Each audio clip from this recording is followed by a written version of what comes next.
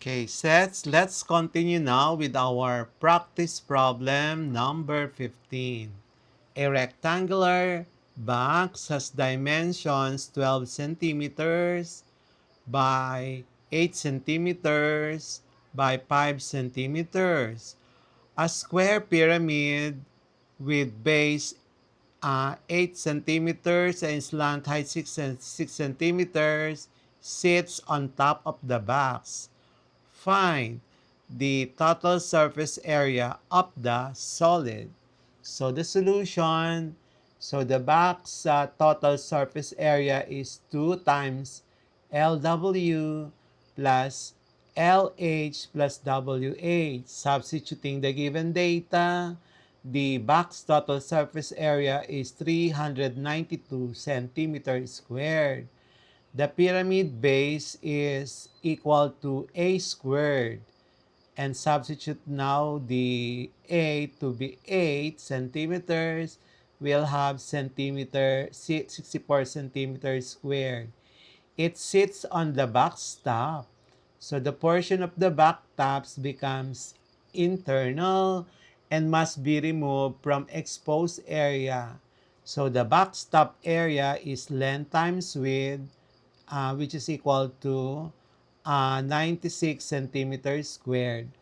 Removing the covered portion mean we subtracted the pyramid base area, which 64 centimeters squared from the box tops equivalent equivalently box exposed area, box total minus the pyramid base. Correct.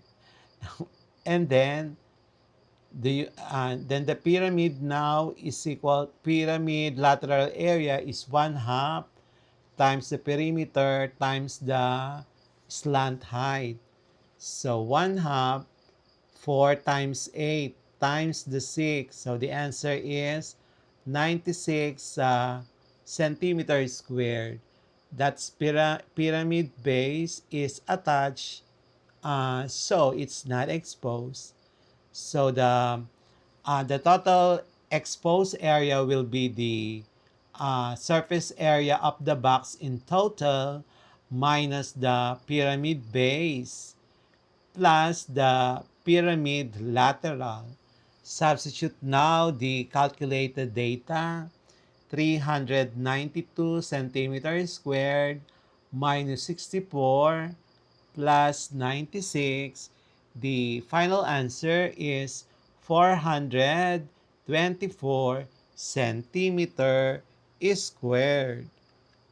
And the MCQ for Quarter 2 Measurement and Geometry Lesson 3 about the surface area of 3D objects and their combinations.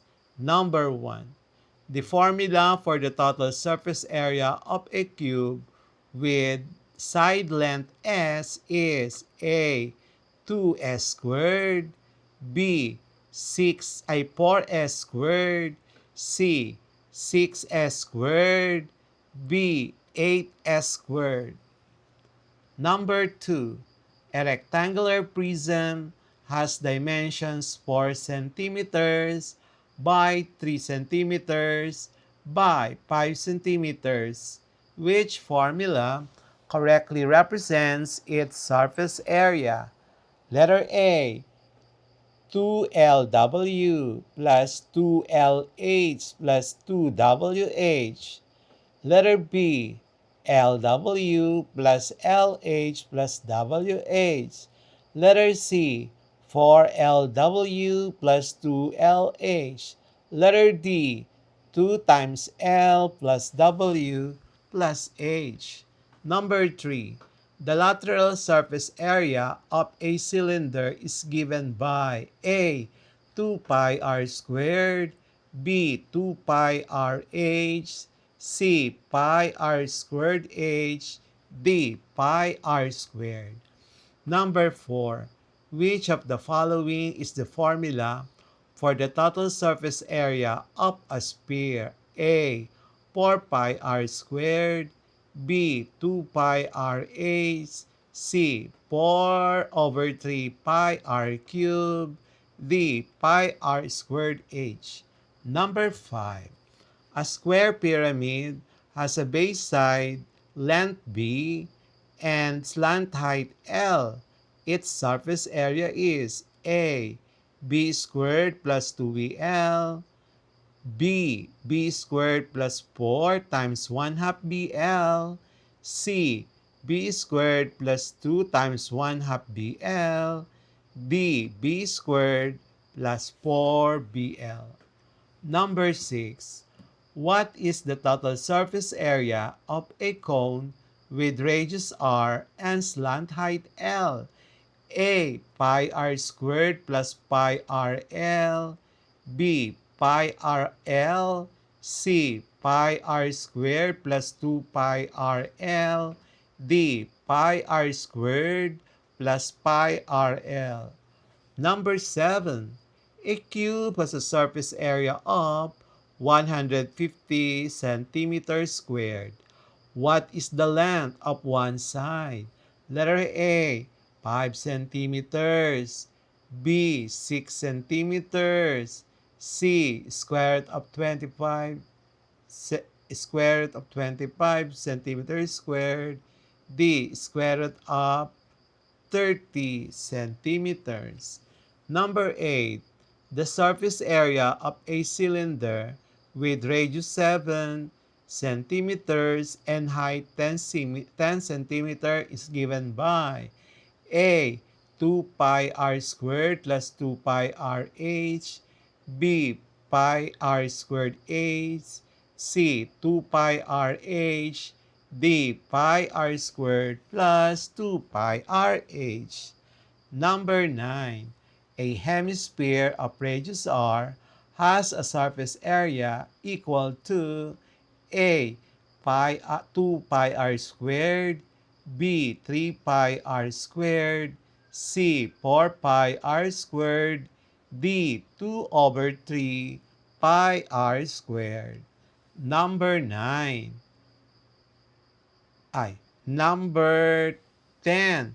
The total surface area of a triangular prism can be found by A. Adding the areas of two triangular bases and three rectangular faces.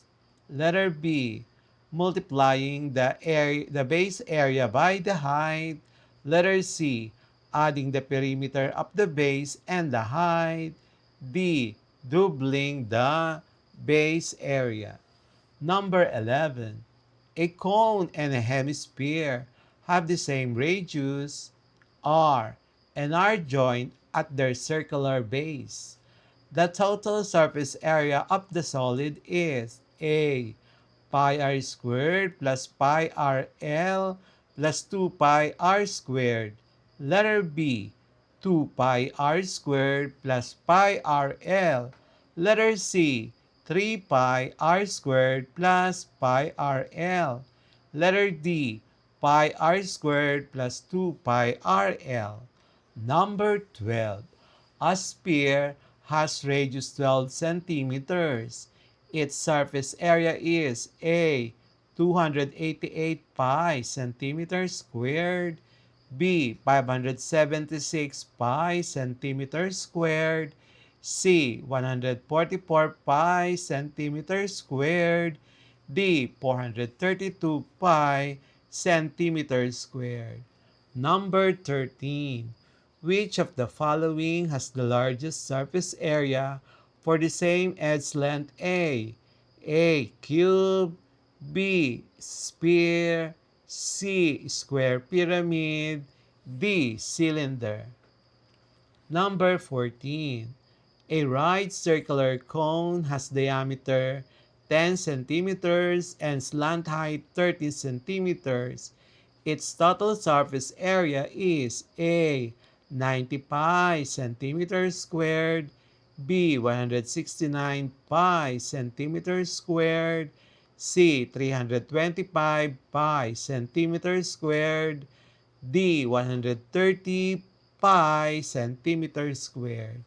Number 15. A rectangular box without a lid has dimensions 8 centimeters by 6 centimeters by 4 centimeters. What is its surface area? Letter A, 136 centimeters squared. B, 152 centimeters squared.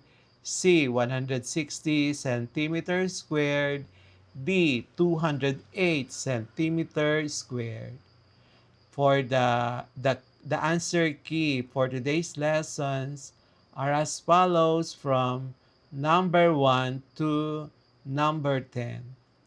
Number 1, C, 6s squared. Number 2a, 2lw plus 2lh plus 2wh. Number 3b, 2 pi rh. Number 4, a is equals to 4 pi r squared.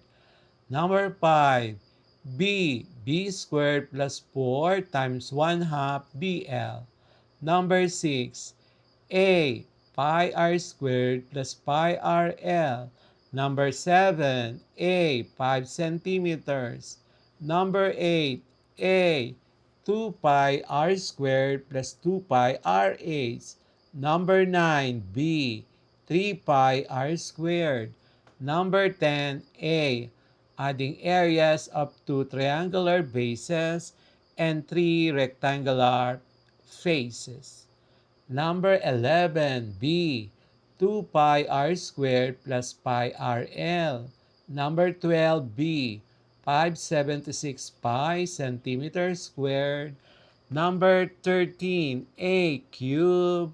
Number 14, C, 325 pi centimeters squared. Number 15, 160 centimeter squared. And that's it for today's lesson here on Smile Road. If you learned something new today, don't forget to hit that like button and share this video with your classmates.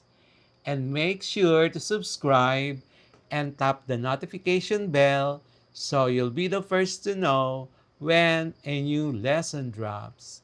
This is Sir M reminding you that learning doesn't stop after the bell rings. Keep asking, keep exploring, and always walk the road of knowledge with a smile. Smile Road, where curiosity meets discovery. See you in our next lesson. Thank you, everyone. Bye bye.